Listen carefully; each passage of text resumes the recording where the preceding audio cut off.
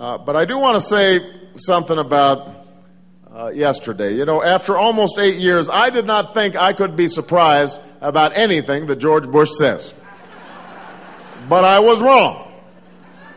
Yesterday, George Bush was before the Israeli parliament, the Knesset, to help commemorate the 60th anniversary of Israeli independence. That's a wonderful occasion and a time for celebration. But instead of celebrating and offering some clear ideas about how to move the situation in the Middle East forward, the president did something that presidents don't do, and that is launch a political attack targeted toward the domestic market in front of a foreign delegation. On a day when we were supposed to be celebrating the anniversary of Israel's independence, he accused me and other Democrats of wanting to negotiate with terrorists and said we were appeasers, no different from people who appeased Adolf Hitler. That's what George Bush said in front of the Israeli parliament. Now, that's exactly the kind of appalling attack that's divided our country and that alienates us from the world. And that's why we need change in Washington. That's part of the reason why I'm running for president of the United States of America.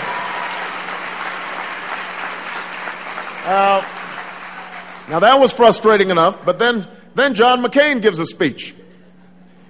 Now, he gave a speech in the morning where he talked about the need for civility in our politics.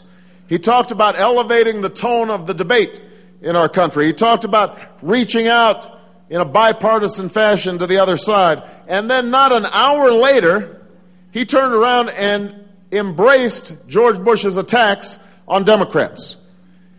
He jumped on a call with a bunch of bloggers and said that I wasn't fit to protect this nation that I love because I wanted to sit down and negotiate with tough diplomacy with countries like Iran.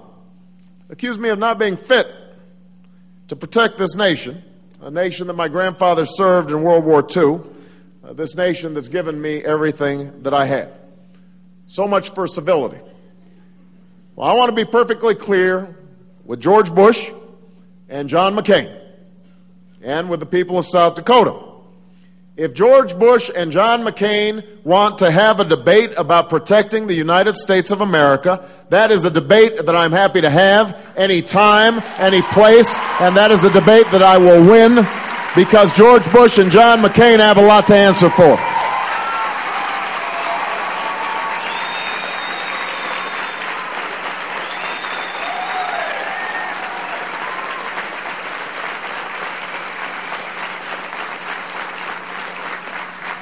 George Bush and John McCain have a lot to answer for. They've got to explain why we are now in our sixth year, entering our sixth year of war in Iraq. We were supposed to be going over there for weapons of mass destruction that we never found.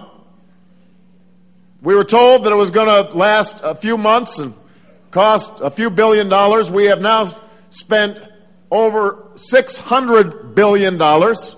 Thousands of lives lost, and we have not been made more safe.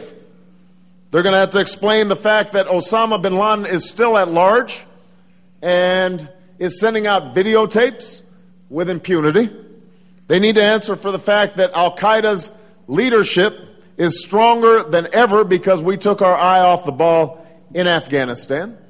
They've got to answer for the fact that Iran is the greatest strategic beneficiary of our invasion in Iraq. It made Iran stronger, George Bush's policies.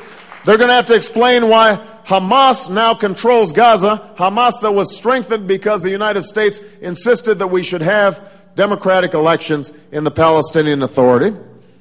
They're going to have to explain why it is that Iran is able to fund Hezbollah and poses the greatest threat to America and Israel in the Middle East in a generation.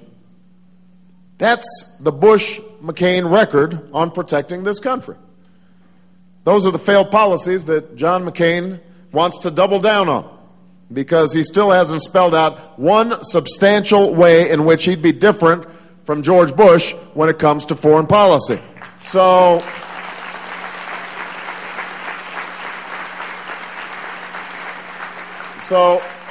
I'm a strong believer in civility, and I'm a strong believer in a bipartisan foreign policy. But that cause is not served with dishonest, divisive attacks of the sort that we've seen out of George Bush and John McCain over the last couple of days. And, let me just say a couple other things about this. I was going to say one more, but I got a couple things. John McCain has repeated this notion that I'm prepared to negotiate with terrorists.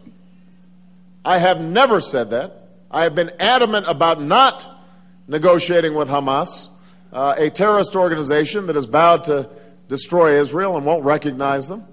In fact, the irony is, yesterday, just as John McCain was making these attacks, a story broke that he was actually guilty of the exact same thing that he is accusing me of, and in fact was saying that maybe we need to deal with Hamas.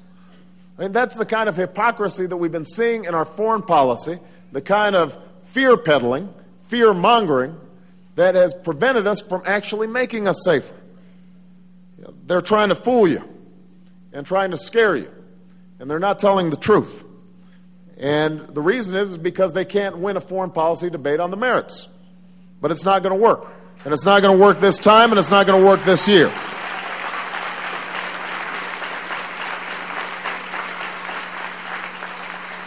Our Iran policy is a complete failure right now. And that's the policy that John McCain is running on. He has nothing to offer except the naive and irresponsible belief that tough talk from Washington will somehow cause Iran to give up its nuclear program and support for terrorism. I'm running for president to change course, not to continue George Bush's course. I believe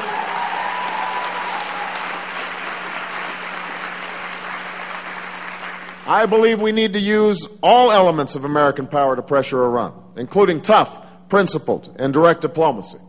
That's what John F. Kennedy did. That's what Ronald Reagan did when dealing with the Soviets. And that's what the president's own Secretary of Defense wants to do. I mean, I understand George Bush's Secretary of Defense suggests that we talk directly to Iran. So I don't know if George Bush is calling his own Secretary of Defense an appeaser. I don't know who he's talking about. It's time to present Iran with a clear choice. If it abandons its nuclear program, support for terror, and threats to Israel, then Iran can rejoin the community of nations. If not, Iran will face deeper isolation and steeper sanctions. But in the Bush-McCain worldview, everyone who disagrees with their failed Iran policy is an appeaser.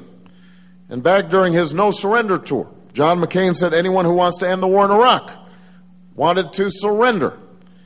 He even said later on that he would be willing to keep troops in Iraq for 100 years. Although I think he noticed that it wasn't polling well, because yesterday he said suddenly that our troops are going to be home by 2013, although he didn't explain how he was going to do it. He offered the promise that America will win a victory, with no understanding that Iraq is fighting a civil war. Just like George Bush's plan isn't about winning, it's about staying. And that's why there will be a clear choice in November, fighting a war without end, or ending this war and bringing our troops home. Because we don't need John McCain's predictions about when the war will end. We need to plan to end it, and that's what I've provided during this campaign. The American people have had enough of the division and the bluster. Both Bush and McCain represent the failed foreign policy and fear-mongering of the past. I believe the American people are ready to reject this approach and to choose the future. I think you're ready for change that unites this country and ends this war and restores our security and standing in the world, and that is serious about a bipartisan foreign policy. You can't suggest that you want to be bipartisan and then run the kinds of campaign tactics that we've been seeing over the last couple of days. You got to start while you're campaigning. And that's why we need to bring about some change in the White House.